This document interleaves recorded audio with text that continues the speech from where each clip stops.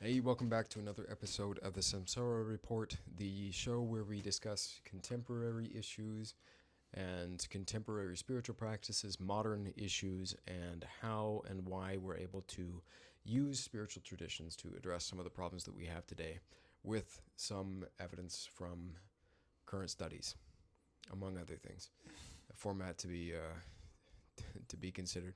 But that is basically what we're going to be doing today. We're going to be looking at some of the studies coming out of places like MIT that look at how the brain work and looking at some of the work done and promoted by people like Jonathan Haidt and how it describes the function of the brain as it relates to what we're looking at in terms of the political turmoil that we're dealing with and how and why we're able to use that information to pivot and react differently, and in a lot of cases, when followed correctly, avoid reacting at all and instead move very intentionally to address what we see as an issue in the world. Absolutely.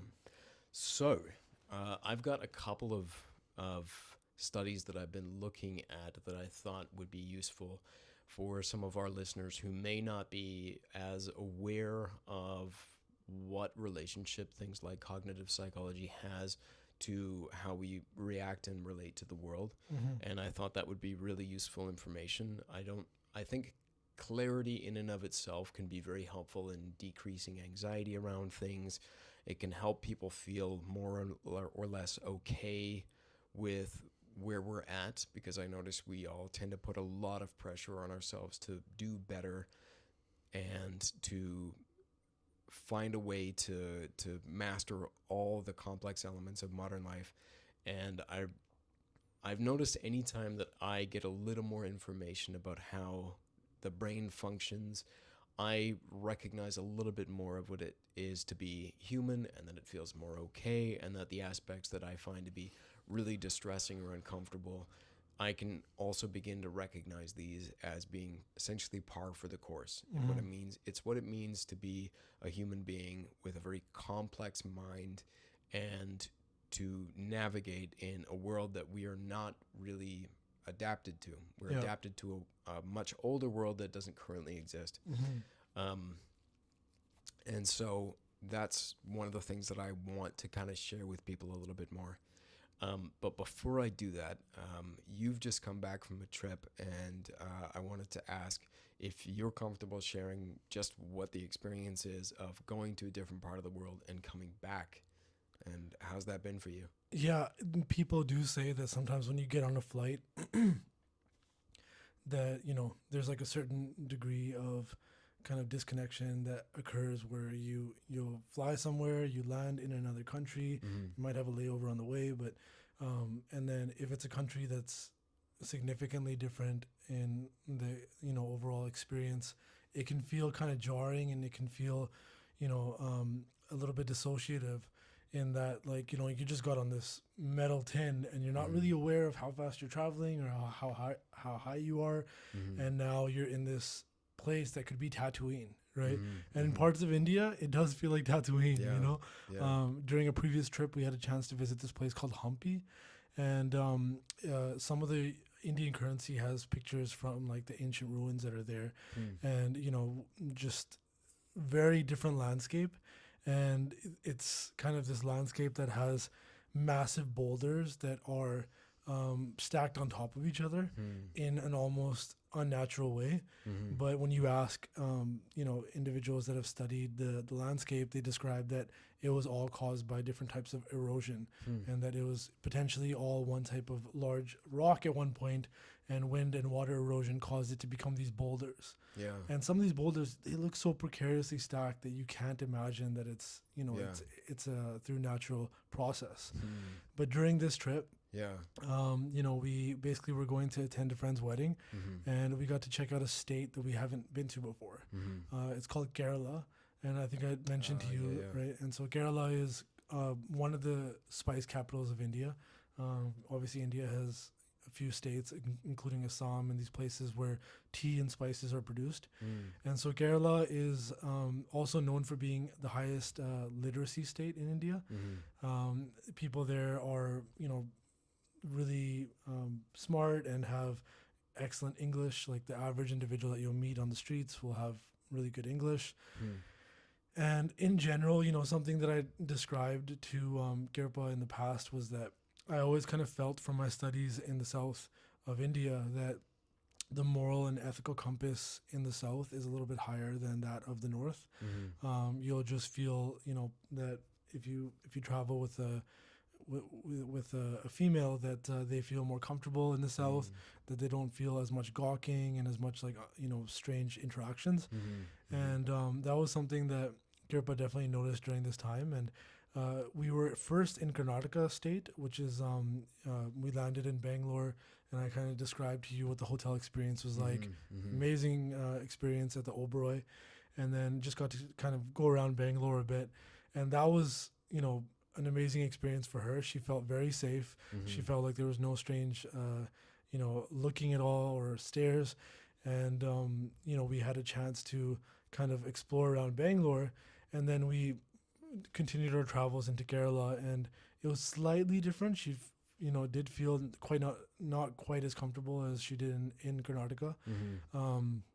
but yeah, we got to experience Kerala. We didn't get to do the houseboat experience, so they have backwaters Yeah, there. yeah, yeah. And I'd Seen mentioned to these. you, right, that we were gonna try to actually like jump on one of these houseboats because they basically come with a chef, and Hmm. he'll, pull up some fresh food for you and be able to cook it up on Yeah, the spot. I've seen the documentaries. It looks like a fabulous experience. Yeah, and we wanted to take advantage, but Hmm. Kirpa ended up actually getting sick Hmm. from some food poisoning, so that kind of reduced our ability to have flexibility on the trip. Hmm. We also went there on a bit of a spice mission to find some really nice spices, which we did. Uh-huh.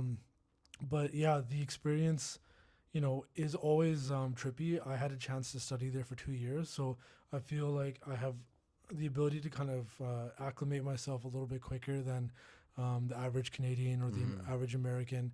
And so, I felt pretty comfortable quickly, and we rented a scooty, like a scooter, Yeah. ripped around on that. Yeah, I watched the videos. Yeah. Oh, there's Yeah. videos. Oh, you Yeah. posted like stories or something. Yeah, yeah, Yeah, yeah. exactly. And so we did that. And being on the roads, it gives you this sense of India has over 1.3 billion people, Hmm. and when you're in traffic, you really feel that Yeah. the weight of that population. And when we were traveling around, like more so than in any other place that I traveled to, when you're on the roads and you're actually driving, you feel like a single cell in the body, and Hmm. the way that cells interact in bloodstream kind of is similar to how traffic flows. And things eventually move forward, and there's a way of kind of self-organizing that occurs there. And so that was definitely felt. And we as a general rule, we tried to carry, Indian currency with like smaller bills. And whenever Kirpa would find somebody that genuinely was out on the streets and needed help, she would try to kind of like give them some money. And there's always kind of this scam system that was Hmm. outlined in Slumdog Millionaire, Hmm. where people will force kids to go out onto the Right, streets, right, and then they'll collect the money for themselves right. and give a small. Occupational homelessness, vagrancy. Yep. Exactly. So we tried to be conscious of that, but Hmm. there was situations where you could see like a family out on the street and they're selling flowers. So we would buy some roses from them and then potentially give them some extra money, Hmm. and just seeing the joy like that they expressed from that, was really heartwarming. Hmm. And when you get a chance to give back to countries where people are actually in need, it's really special, right? Hmm. Hmm. But yeah, our travels overall were really nice. It was only 2 weeks. We were a little bit time constrained because we had to get back for work priorities, Hmm. but we enjoyed our time, Hmm. and Yeah. got that little bit of time away from the grind, where you can get that reset. Hmm. The traveling was a little bit hard, but we still made do, right? Yeah. So yeah. Yeah. I mean, you didn't mention this, and this wouldn't come up in your description of it at all, but I still think back to that line from, I think it was Mark Twain, something like, travel is lethal to prejudice. I haven't heard that quote. It's a great quote, right? But Yeah. there's so much other things that it does. As you mentioned, like the Tatooine idea, I think that it's the closest thing we have to time travel in some ways, Yeah. forward and backward Yeah. traveling and getting finally a point of comparison, Mm-hmm. and most of us slip into a kind of complacency.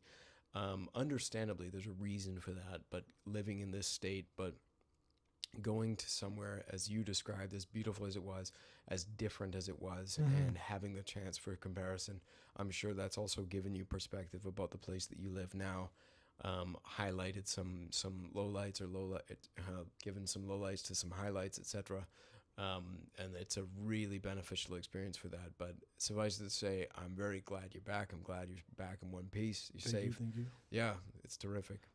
Um, that I think, I don't know if I can dovetail it properly into the discussions around the brain, other than the importance of comparison. But No, it's that's all good. I appreciate the check-in, and I am excited about this recording because in the past we kind of archived a bunch of mm-hmm, recordings, mm-hmm, and we were kind of releasing them from our library, and now we have a chance to kind of be closer to the release date of this mm-hmm, one, and I am excited about the discussion of the brain because, we just, even in our private conversations, we talk about new things that we learn about the brain. mm-hmm, mm-hmm. I mentioned the telepathy tapes, Yeah, yeah. and when I'm with friends, I get into discussions about understanding the human experience Mm-hmm. and how the brain kind of tries to make sense in a world that is becoming more and more hard to actually conceptualize. Majority of the brain's kind of evolution was during a stage in our human evolution where we potentially were mostly nomadic and were more in the hunter-gatherer stage. Mm. Uh, they recently found a human brain Mm. that was identically similar um, to where we're at now. Right. So large Homo prefrontal sapien. Yeah. Homo sapien, and I think it was the skull was 1 million years old. Is that right? Because I think when last I checked, I know it was like put around 200,000 years that they estimate we've had the skull size Yeah, and the brain capacity. this So threw a wrench in that. yeah, this that's very interesting. Yeah. So there's a number of different things that are associated with that, and I I'm I can share a little bit about why that's fascinating to me, and also why I think, um, with the rise of podcasts like Huberman and so on, Mm. for the controversy aside, I can see why people get a little bit exhausted with hearing about these kinds of things. But I, it's never not been a subject of interest to me Yeah. for the implications that it had. So to give you a bit of a background, and I'd love to hear your questions along the way as we go. But for me, I started in post-secondary, and I'd wanted to find the source of what I considered to be one of the biggest issues that I was aware of at the time, and it was, to me, it was the source of war, it was the source of poverty. And so when I started in university, I started in political science because I thought politicians were a really good place to start for this. But I've come to see that it's a lot deeper and it's a lot closer to home. Yeah. And as Alexander Solzhenitsyn put it, the line between good and evil is drawn down every human heart. And to me, part of that is our relationship to our mind as well. And so, in beginning to study this and to understand our capacity, it's been really helpful to me, as I've always been looking for a set of ideas that does a lot of heavy lifting. Mm. So, like a simple idea that can explain a variety of things at once. Yeah. And that to me is understanding how the brain functions.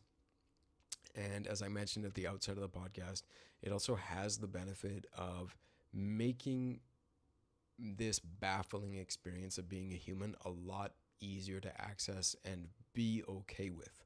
And I find that very few of us are actually okay with this experience. There are facets that the brain does a terrific job of helping us adapt to. Yeah. We call this habituation, where the brain makes a constant stimuli something that fades into the background, or is something that's at least tolerable. But there's still many aspects that it can't fully account for, that it'll always find a way to bring up to us as being a threat or an issue.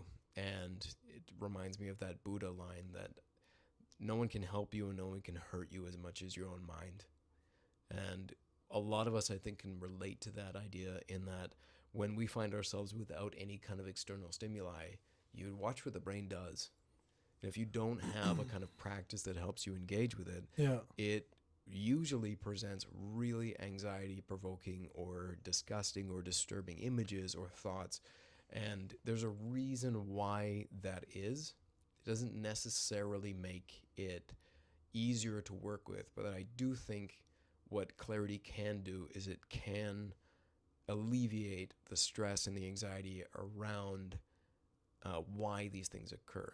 It can decrease the confusion at the very least, which to me is a big step. Yeah. So that's one of the reasons why I began to study it in earnest. And specifically for what we experience now, the contemporary, or sorry, the modern issues that we experience. I know we've spoken in previous podcasts about the issues of social media and now the constant access to news, and especially news that's highly inflammatory and highly anxiety producing. Um, that information to me becomes more and more pertinent because that's how we're going to be able to orient ourselves toward it. Yeah. So one of the things to me that was the most helpful, and I'd be interested to hear your thoughts about what this is before we get into detail, but looking more into the actual mechanics of the brain and how it utilizes the energy that we have, to me explains so much of why we take the positions that we do. So before I go into that particular topic, do you have any thoughts, or do you have any? Obviously, you've studied medicine and you've studied physiology and you've looked at the brain a little bit.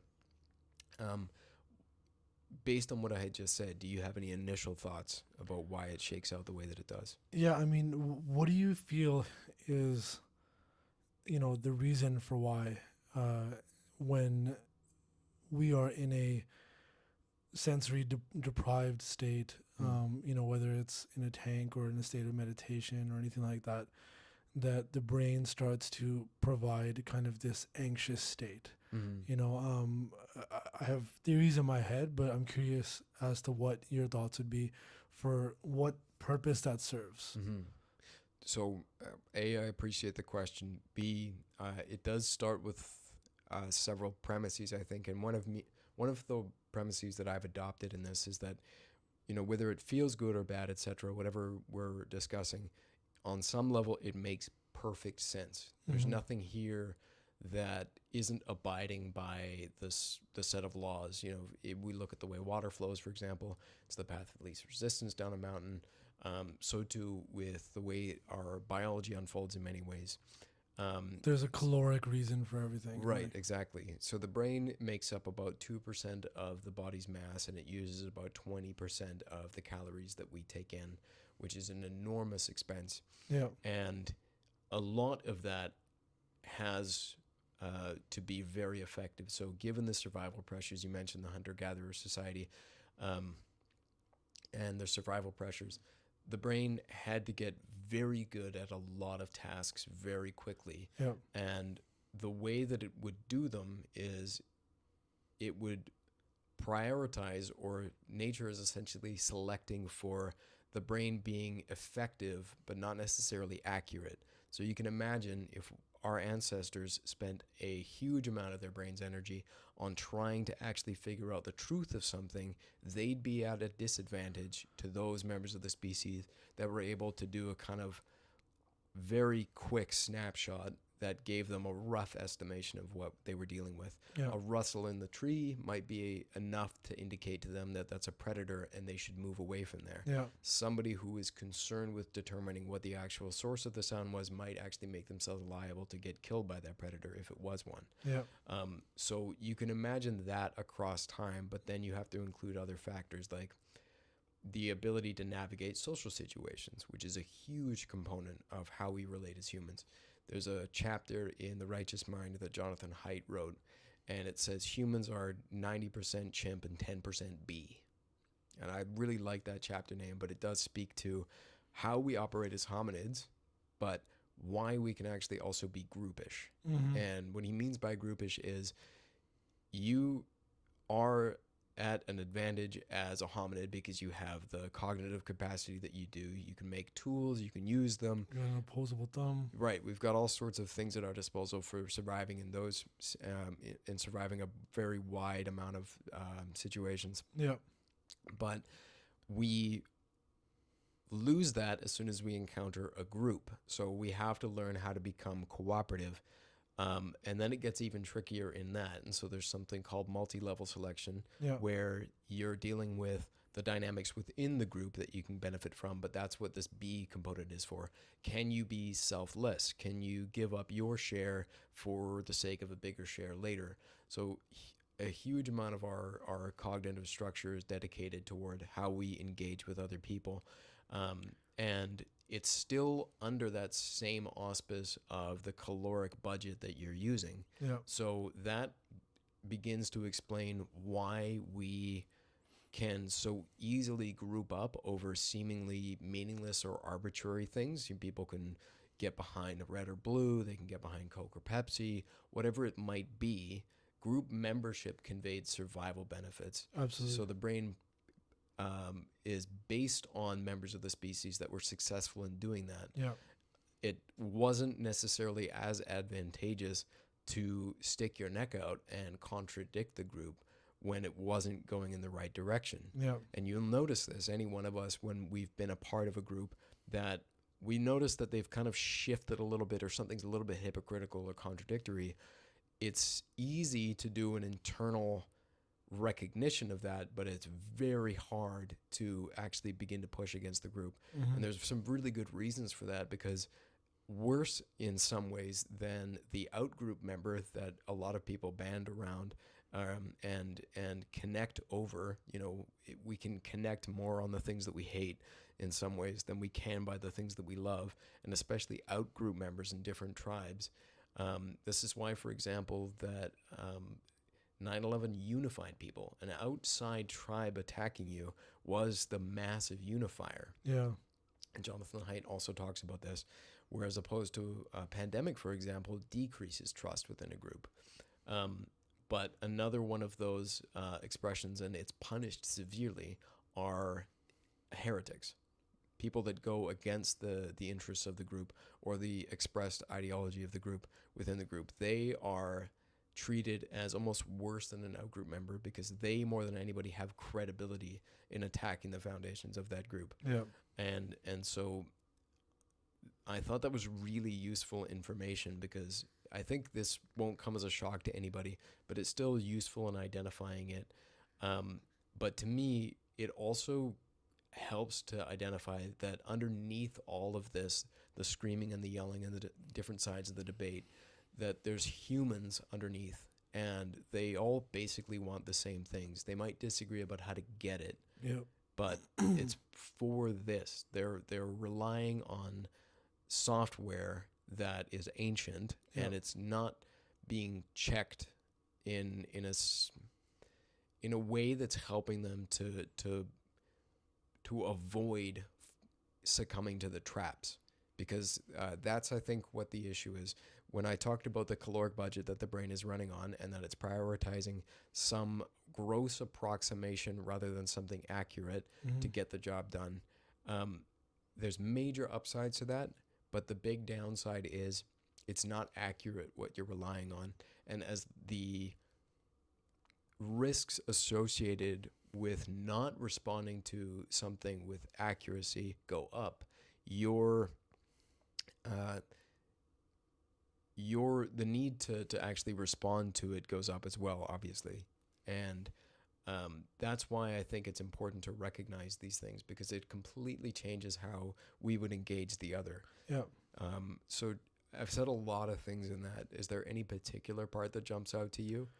I mean, the kind of things that we actually end up running into, whether it's, recent studies have kind of shown the influence of the observer on research, on studies.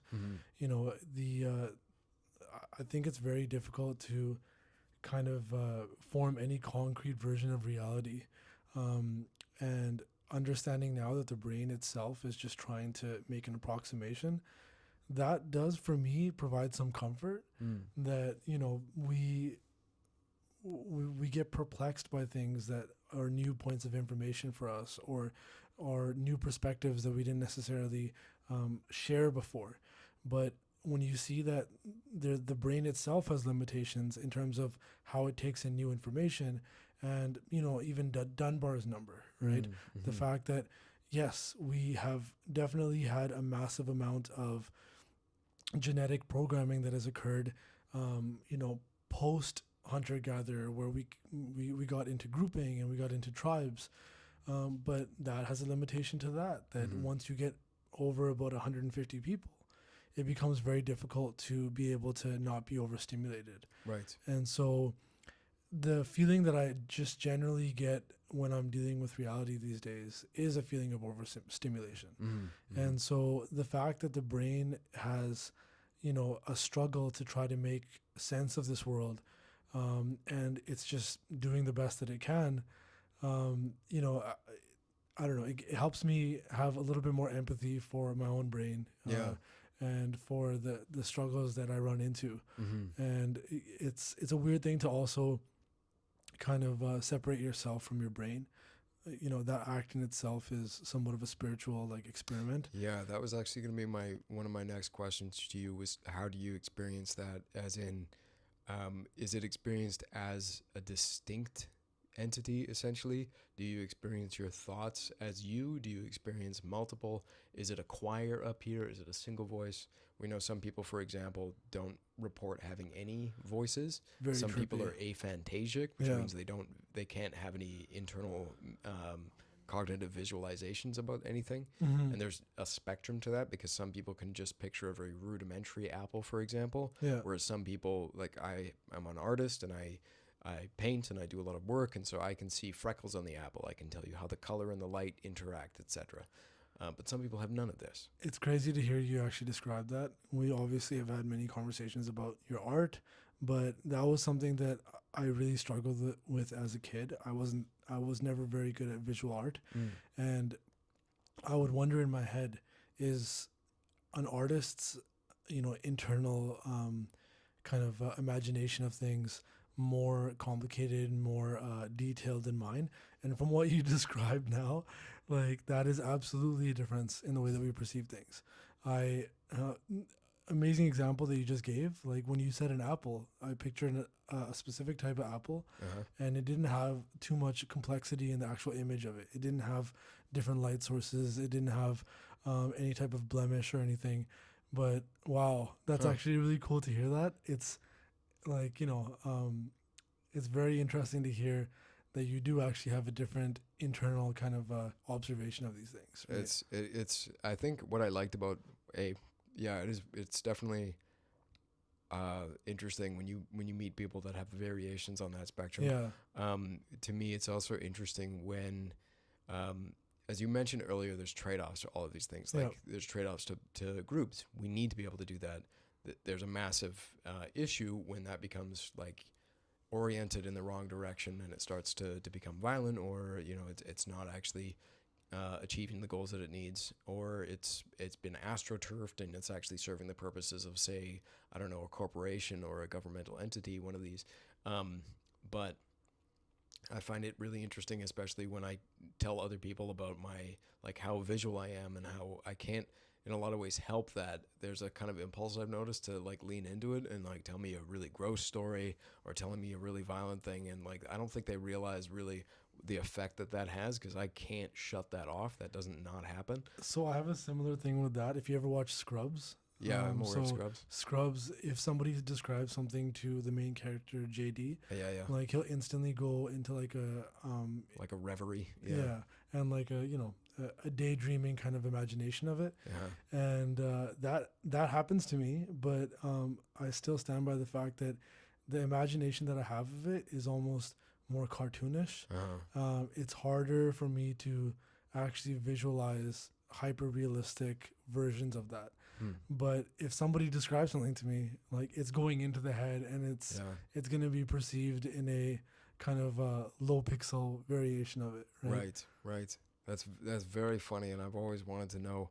I wish there was a way of getting to the visualization of that. Maybe it'll happen in the near future.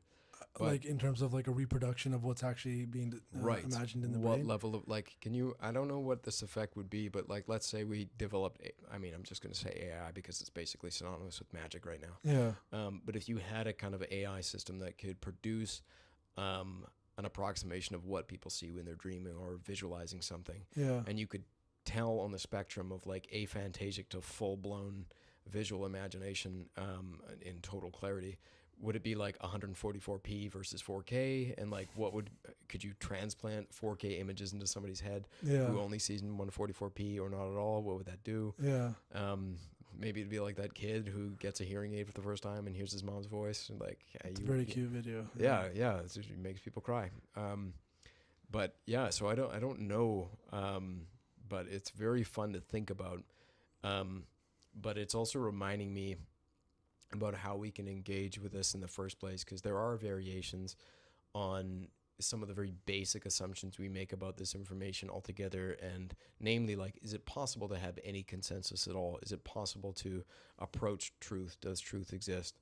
And people have referred to the era that we're currently living in as kind of a post-truth era, or that truth was always a myth and it was never something that we could access. It was always a shared hallucination, etc. Have you heard of the differentiation of small t and big T truth? Yeah, I really don't like that. No, and I don't either, because in some way it feels kind of, I don't want to say lazy. It's not lazy, but I've always kind of imagined ever To me, it since sounds convenient. that's the feeling, I suppose. Yeah, it's convenient. Do you want to tell a little bit more about that? So just the notion that big T truth is more objective, and that's what we generally imagine as being like the shared truth, Right. but that at the same time exists small t truth when people say stuff like, this is my truth. Yeah. This may not be in line with your facts, but this is my truth, right? And it can also have implications on understanding yourself and Yeah. your political alignment or your gender assignment and all these things. I struggle with it because, even in my name itself, right, is the word truth comes in it, right? And the name that I've been given, Satbir, means the warrior of truth or the warrior who seeks truth. And that was something that gave me pause at a young age. And it made me think about, what is my journey in life, And a lot of it was trying to understand what role truth plays in my life. So I went through this whole kind of journey of understanding how I come to my own truth, and that a lot of that is, based on the limitations of the brain or social interaction. But to then later on in my life be told that that is just my variation of truth and that everybody has their own truth, there is arguments that could be made from a psychological kind of perspective that, we all have our version of reality where our brain is trying to compute what is very complex in front of us. I still stand by the notion that there is an objective truth, and that is kind of the journey that my life is based on. Yeah.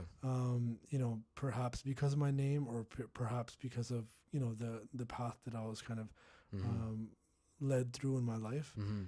But I struggle with the small t truth notion just because it seems like an easy way for somebody to justify their conclusions and to justify their conclusions that might be based off of limited data or more perspective based. Right. And, it's I don't expect everybody to acknowledge my truth as the objective truth. But it's, to state that there's just all of these different variances that can occur. And if there's now 7.5, 8 billion people in the world, is that how many truths exist? You know? And that's definitely something that's been said in many different. I mean, Muji, if anyone is interested and wants like meditation and structuring, he's a great voice. Love this guy's voice, but he speaks about that too. That there's one world, but there's billions of worlds in terms of the perceptual differences for each person. But I agree in that it does feel too convenient, and that's one of the reasons I liked studying the brain. Was it really does help you to recognize the difference between, there is a distinction between what is convincing and what is real. Mm-hmm. And our feelings are really, really convincing, Yeah. but they don't often, I mean, they're not always referencing reality. Ooh, If that's you, pretty controversial it's statement to make there. controversial, yes, but I mean, for example, I said they don't always. Yeah. So there's always going to be exceptions. But to me, if you imagine, for example, that you don't know how to swim and you find yourself in shallow water that you don't realize is shallow, you will go through the experience of feeling like you're going to drown Mm. without realizing all you have to do is stand up. Yeah. So, yes, it was a real feeling that you had. You were fully convinced that you might drown. The knowledge that you could stand didn't actually exist in your mind, so it was true for you in that moment. It was a truth. But it doesn't bear out ultimately. Yeah. And to me, the takeaway lesson from that, and in studying the brain and seeing how that actually applies to everything, it applies to my political understanding of the world. It applies to how I relate to my life on a daily basis. It's how I've been able in some ways to fight things like depression, because depression is a very convincing story that you're telling yourself Yeah. about where your life will lead and the lack of meaning in it, etc. It's not necessarily easy. As I mentioned, clarity doesn't necessarily make it easy to carry, but it can reduce the confusion around why it feels as convincing as it is. Yeah. It's only by understanding why that usually occurs that I've been able to start leaning into the alternative. Okay. And actually, it was you and I had discussed the idea of an asymptote, sort of mathematical concept Mm-hmm. that really helped me when I was trying to understand how to relate to things like the possibility of truth or a more objective approach to reality. Because in understanding that the brain's orientation for survival purposes, it's doing its best. It has the job to survive and mate and interact, etc. Those are the two big pressures that we identify in evolution: survive and reproduce. Yeah. So those are the guiding pressures. It does a really good job of doing that, and it's interesting to me that it's not necessarily the same as perceiving truth, and why that actually puts you at a disadvantage.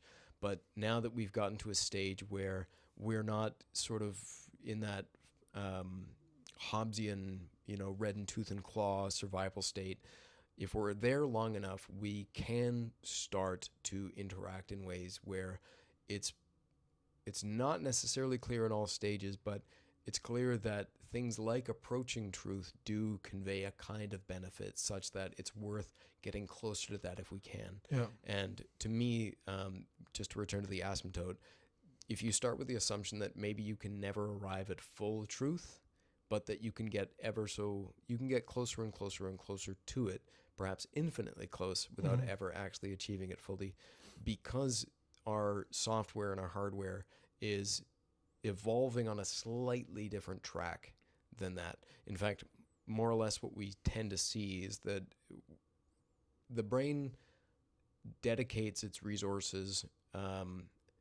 in ways that compress reality. Yeah. They makes it into a more manageable source of information for us than it does actually opening you up to the full reality, because that would simply be too noisy. Your visual system compresses all the information that you get into something that you recognize. It uses something that we now call predictive coding, so that what you're seeing is based on what you've seen previously. And Yeah. you and I were talking before the podcast about noticing those instances where you've had a kind of glitch, where Yeah. you see something that you didn't expect and your brain doesn't know what category to put it in. Yeah. And And then you take another glance, and it seems to like shift or morph. And Yes. yeah, those, and people will poo-poo psychedelic experiences, stating that it's just your mind's way of like kind of understanding how there's a totally different way of seeing things when the substance is in your bloodstream. But hearing also that your brain is kind of doing that already, in reality, just trying to make sense of an ever-changing reality or ever-changing landscape around us. It for me, it actually gave more credence to the experience of psychedelics than I had previously. That this notion that the brain And I try to imagine too that, so if the brain is limiting its understanding of reality or its reproduction of reality based on trying to kind of give you a simplified functional version of it, Mm. in the future, when we have, right now we have augmented reality, we have artificial, or we have um, you know, VR and AR, right? Virtual reality, augmented reality. Mm. Um, at one point, similar to what is described in the Matrix, it doesn't necessarily have to be as, as ridiculous as like a direct line into your brain. Mm. But imagine that in some way, they're we're able to directly connect into the brain and provide all of the electrical, Right. impulses and information. Mm. Um, I try to imagine that at one point they'll be able to kind of show you what your brain would perceive Mm. if it wasn't limited by the coaching internally. That's a very interesting idea, and I wonder what effect that would have. Because I think the irony in psychedelics, mushrooms, for example, Yeah, it seems to be that the effect is as much in limiting certain brain functions yeah, as it is in opening others. Like I had initially thought before I had worked with things like psychedelics, um, and studying psychedelics a little bit, that it expanded the function of the brain. It increased hemispheric communication or cross hemispheric communication and just opened a lot of channels.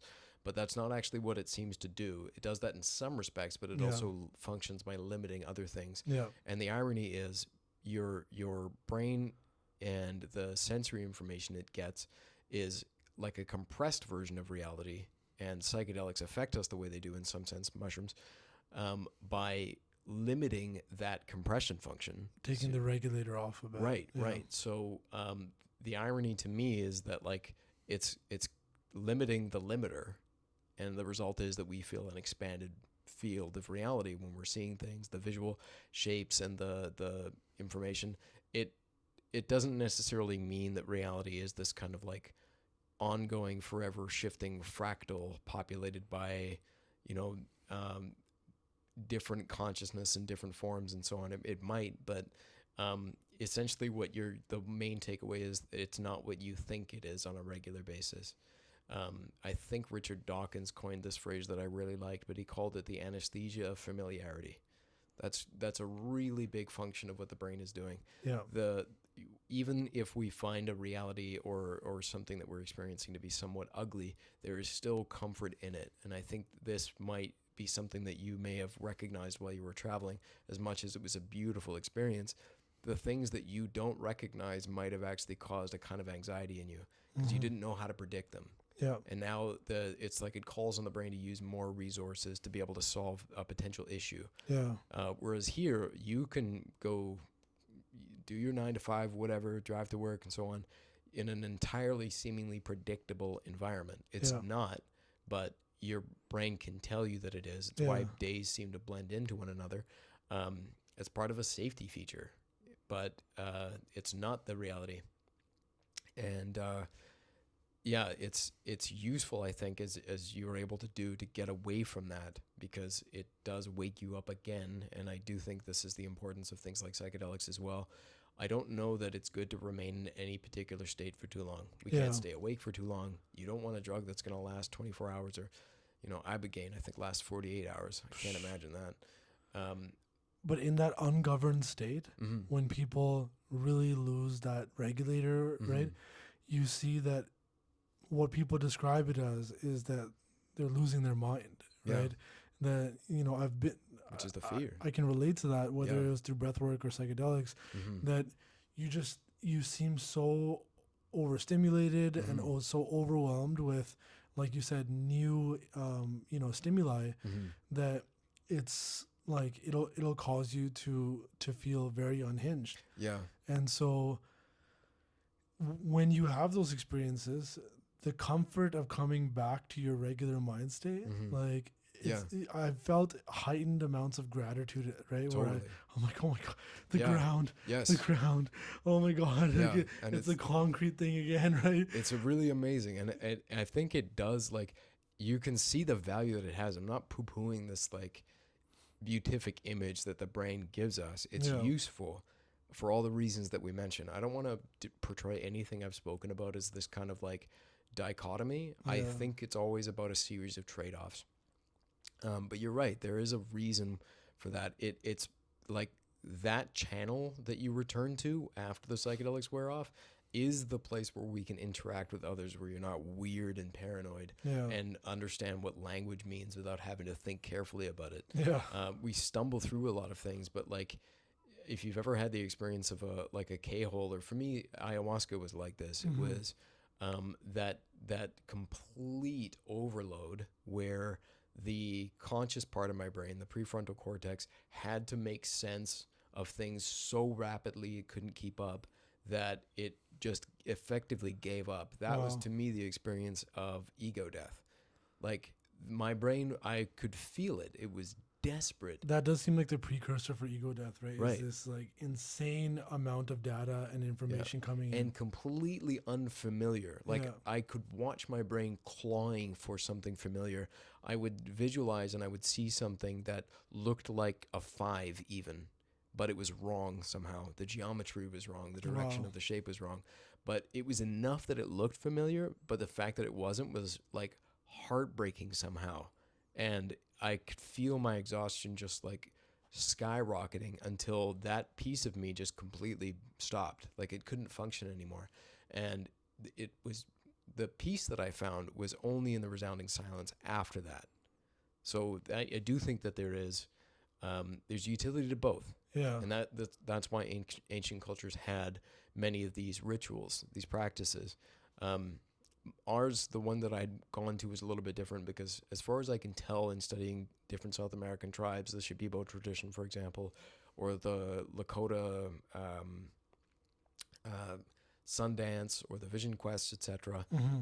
they don't necessarily occur when like the chips are down. They're not like a Hail Mary. In some cases, yeah, they were, where you felt like you were on the eve of a battle or something had occurred and you just needed, like, you were at your wit's end. You might go and do this thing. But part of the regular instantiation of these rituals was that you were doing this on a regular basis enough that you weren't allowing. It was not only a crisis situation that got you to this place. Um, Mine kind of was in that sense for ayahuasca. But anyway, um, the key to me to all of this, the kind of through line to all of it, is in recognizing what the brain is doing, especially when we're not actually checking these and augmenting Yeah. the flow. Is It's a lot like water in that it's moving according to the path of least resistance. You'd ask, and I kind of forgot to answer this question initially, about why we seem to return to this kind of state of anxiety, or what occurs to When us understimulated. when we have no stimulation. Yeah. And I know that there's a there's a broad amount of literature on this, but to give a snapshot from some of the things that I've read that I know need to be expanded, but in looking at the prefrontal cortex, looking at the default mode network is what it's called now. It's a series of structures and interactions across the brain, basically from back to front. Mm-hmm. That these parts are active when we kind of have this inner dialogue going on while you're just genuinely going about your day. It's what is occurring when you're not actively engaged in, say, trying to solve a complex math equation or Yeah. learning some new subject, where you feel like you have to be on and intentional and careful about what you're doing. When that's not the case, this is your normal state. The brain, I got to go get, I need new socks. Yeah. I got to have this conversation with this person. What happens if I see this person? That state of mind is what they think the default mode network is doing. Mm-hmm. And the reason why they think it's doing what it's doing and why it feels like a state of anxiety is because that's the parts of the brain that are responsible for running simulations for problems that you haven't been able to solve yet. Yeah. You haven't fully faced them, or you don't feel sure of your capacity to be able to deal with them. So that's what they think this part of the brain, a series of parts of the brain, are for. And this is where Freud also kind of developed his theories on the super id, the id, and the ego, right? Trying to understand The super ego, the ego, and the id. Yeah, yeah. Oh, yeah. And understanding kind of what functions different parts of the brain's function actually serve, right? But yeah, we don't really understand, why it is that the brain is still very difficult for us to understand on a you know Right. on a research level. Yeah, there's you know no analogy that's like we've called them computers, but they're not like that. That's not an adequate analogy. Consciousness is still like eluding scientific understanding. Mm-hmm. We don't actually fully comprehend where or understand where the consciousness is developed, Mm. or what it is that what part of the brain shutting off can actually turn off the consciousness fully. Mm. Like and there was a lot of experimental work in that regard at one point where they Mm-hmm. would just do open brain surgery, and they would cauterize or burn parts of the brain, I guess, Mm-hmm. and see how it affected. Yeah. Have you seen the musical instruments thing, like I've playing seen. instruments during surgery? Yeah, and I know they get them to do this I hadn't heard as of part that. of routine. Yeah, because they want to know, um, are we disturbing, normal brain function for you? Exactly. Yeah. Right. And so like now that's I imagine that was established after a great deal of other experimental kind of work that was done in Yeah. that regard. Yeah. You wonder. And obviously lobotomies were also a whole field of study that Yeah. ended up being very archaic and quite Yeah. dangerous, right? Yeah. But it's we are still like I imagine where neurosciences are going to go in the future, because there's this whole kind of integration of technology into it, and now there's Mm-hmm. these chips that they're starting to put, the Neuralink and stuff, Yeah. and Yeah. there's other companies out there that are also developing chips. But it seems a little bit dangerous for me to imagine that level of technological advancement is occurring without understanding the consciousness or the Yeah, brain yet. and I think that that's a really, really strong criticism that's been raised about this and similar subjects, things like AI, for example. Mm-hmm. And it's just as damning to me, or just as crazy in that, yeah, like we haven't even firmly established the premise that we're working off of, and we're pushing in a direction. How long do you think it would take, given present human course, Mm-hmm. for us to understand the majority of the brain's functions? I I can't put a number on that. I don't think. Like an estimate. An estimate. Well, I've been thinking about that with respect to the way reality seems to unfold as we study it. Even if we studied a blade of grass, to me, we would be able to find new information about it in 100 years' time after dedicated study. There might be a broad sense of it that we could understand in terms of like at least wanting a functional understanding of something. Mm-hmm. But as long as we're curious, we will continue to find new things, just as to me, how long have we dedicated time to studying physics? I mean, granted, you could say probably most dedicatedly in the last 200 years, but starting from, it hasn't even started from this, but like, well, you could go back to Archimedes, which is obviously older than 200 years, but then Yeah, I going mean, it's into, also going off the idea of like post-industrial revolution, that this is like the right, development of our current scientific understanding. but general relativity down to now quantum physics, and even recognizing that that's not even the foundation, that there's something beneath that too. To me, it would be the same when we try to study consciousness. I feel like if we were actually, and this is the other piece about trying to study the brain, is you recognize the kind of the directions it wants to go, Mm-hmm. and usually like finding information so that we can solve a problem is our orientation. It's very hard for us, it seems, to be able to actually start and end with the basis of pure curiosity, because there's no bounding on that. Whereas if you have a problem and you find the solution to that problem, it's clear that you've been able to do something with that knowledge. Yeah. And this is one of the things I do think that has our ability to pursue truth has going for it, because as much as we can debate it and, your truth and my truth, it does seem like it lends itself enough with dedicated study and intention to being able to do really impressive things. You don't get intercontinental ballistic missiles, granted that's not a great thing, unless you have the ability to test and work reality and perceive things that are not obvious with the current software. Yeah. So I do think you can get closer to it, but it does require certain things. A, acknowledging that it's possible to perceive a greater truth with effort, and B, that there are steps that you can take to get beyond your current assumptions. Mm-hmm. And these are what they are. So if we were to actually have like a genuine curiosity that wasn't being restricted by like a strict utility orientation, like we have to stop the wars or something like that. I don't know. This is like a very random number I'm pulling up because I don't know how long it would take for us. But to get to a place where I'd probably feel a little bit more comfortable, at least another 200 years. That's actually the number that I was. So, okay, obviously, technology, AI is going to speed up things because it's going to problem solve in ways that we can't imagine, Yeah. and reduce the amount of resources and manpower that's required for these type Right. of studies. It'll be able to do simulations, in seconds kind of thing, right? Right. But my estimate would be like, the shortest period would be about, uh, 75 years, if we were imagining that technology is not going to be disturbed and is going to continue on the same path it is at. Right. Yeah. But I think it's considered. conservatively, I would imagine about 200 years.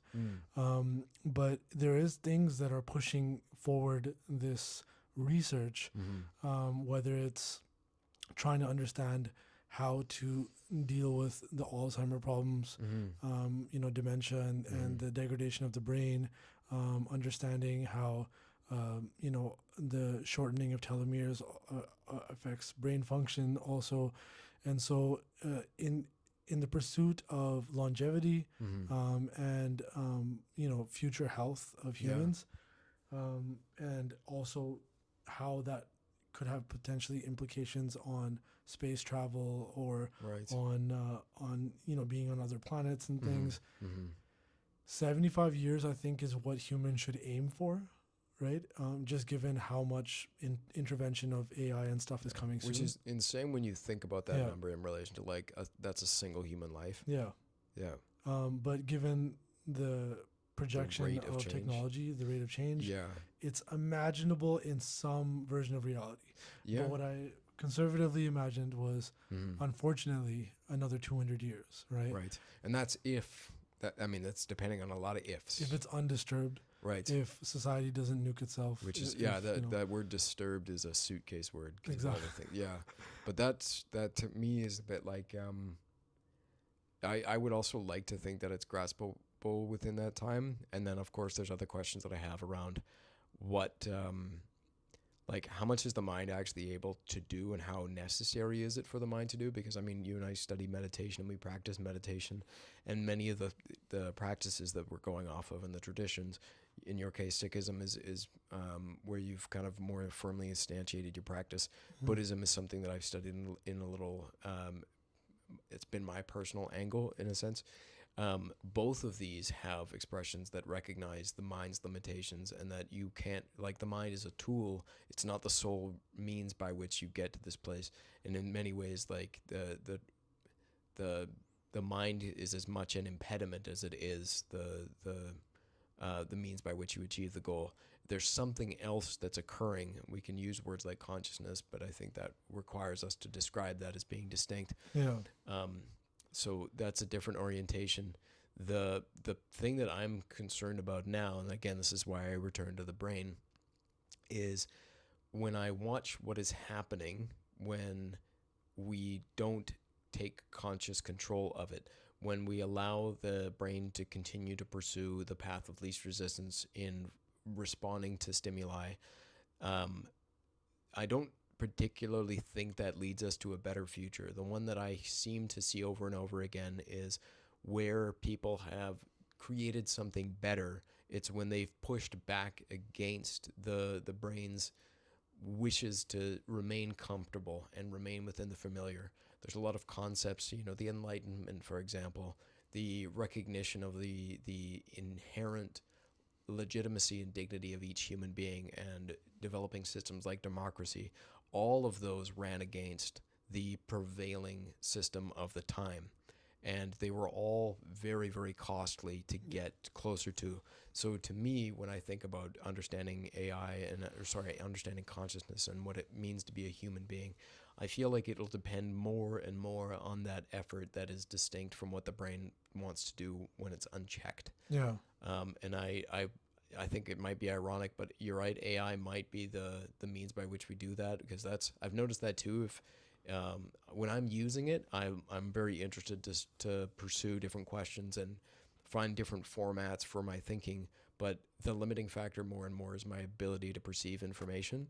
I can only read at a certain rate. I can only think and test ideas at a certain rate. Yeah. If I were to get a chip that were able to do that for me, then it's obviously 10xing everything, to say the very least. Yeah. So yeah, it's a very tricky subject, but to me, that's why I keep returning to the brain, and like I'm not getting checks from the brain on this. It's really something that I've spent a lot of time thinking about, because it's something that seems to keep coming up when I'm trying to understand what's a common denominator for all of the problems that we're dealing with, Yeah. and what offers us the biggest payoff if we can understand and work with it. And that to me is why I keep coming to the brain, because it's what is inherent when we're dealing with the issues that we're dealing with today, the problem of political tribalism, the problem with feeling overwhelmed by digital media, the problem with how we orient ourselves in the busy world, and how we can actually respond when, for example, it feels like we need to show up with anger and we need to show up with a lot of movement and a lot of force, when the reality might be that we actually have to hold on to even more a state of peaceful mind, a state of kindness, a state of compassion. Compassion, as we both know, doesn't always mean being like sweet and smiling. Compassion can be fierce, but your orientation can collapse this cycle that we're on, or it can contribute to it. Mm-hmm. And so that's this idea. And so that's why I think it's important to understand the brain. We've talked for a long time, though, and I don't want to completely close the conversation, but I do think as we kind of wind things down, do you have any thoughts on this before we... No, I think that the conversation we started is, pretty expansive, and we definitely, in my opinion, would need to revisit this, and talk more about like the, experiences that we've had in understanding our individual brains, and how that might have changed in the time that we've actually, kind of been curious in this life. But yeah, the scientific research side of things is something that we try to keep, an ear to as much as possible. But, it's the community in general tends to not want to step away from accepted norms, like the scientific community, right? And so whether it's, research by kind of trailblazers, or, for example, like the telepathy tapes as an example, like, it's not going to get widespread acceptance for quite some time, right? So I do imagine that humans do have some obstacles in the road to understanding the brain.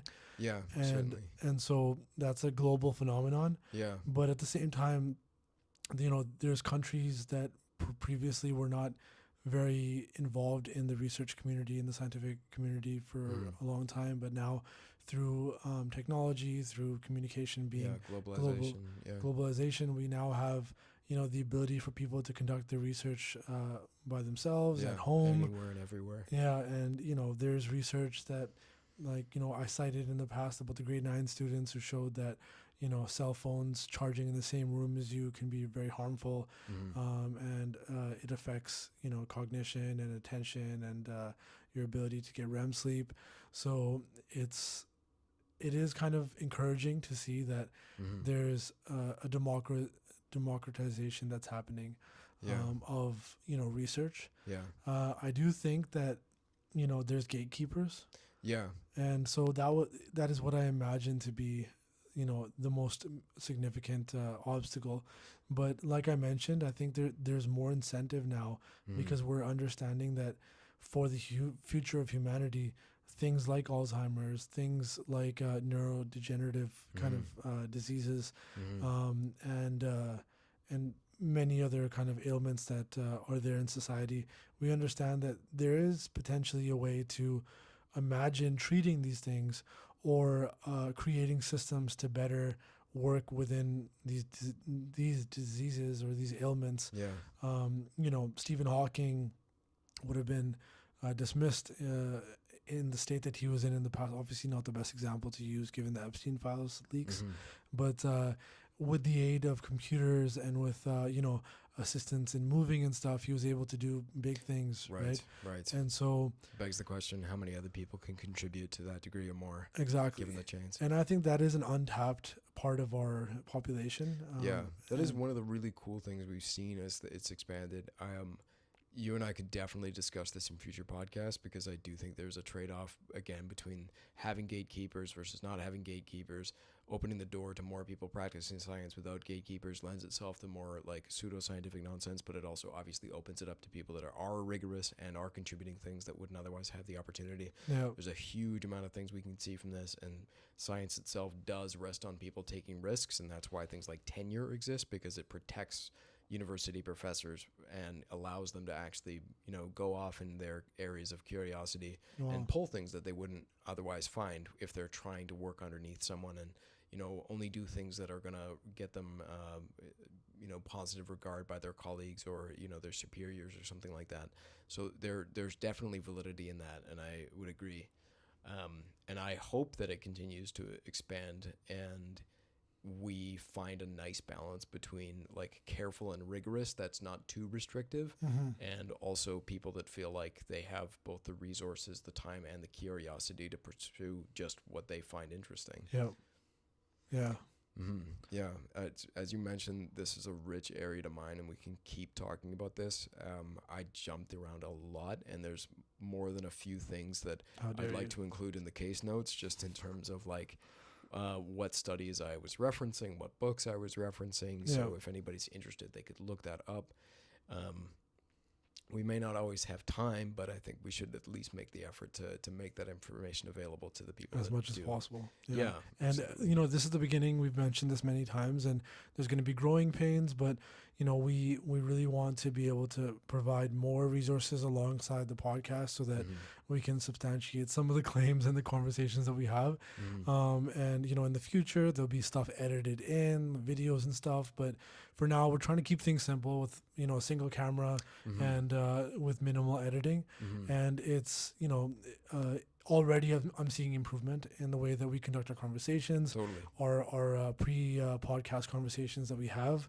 And so that's encouraging. And I think that, moving forward, we're going to have more resources to provide our listeners. But thank you for listening. It's so amazing that there's people listening out there.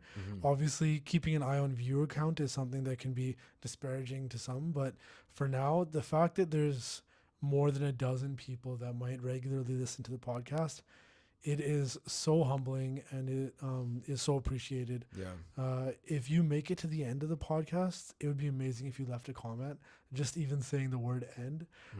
I hesitate to look at the actual metrics that are provided by YouTube because I feel like that's going to be a slap in the face for me. Yeah. So we've also only just started, but yes, I do agree with you. I think it's very worth saying thank you so much. It means so much to have listeners. If you've tuned in for any amount of time, it means the world to us. And you're right, I do think there's a disadvantage if you're only concerned with metrics. Somebody actually said this recently, and I really liked it. It was this idea that like one true fan is worth 1,000 kind of happenstance people that are tuning in. I think they're worth more than that. But that's the essential idea. It's much more meaningful that we connect with people than we have viewer count. Yes, we can obviously discuss why it's important to reach more people, especially if we do believe in these ideas, and we do. But yeah, it means the world to have people tuning in, and thank you very much for taking the time to do that. Thank you, everyone, and we'll see you guys on the next podcast. Until then, take care. See ya.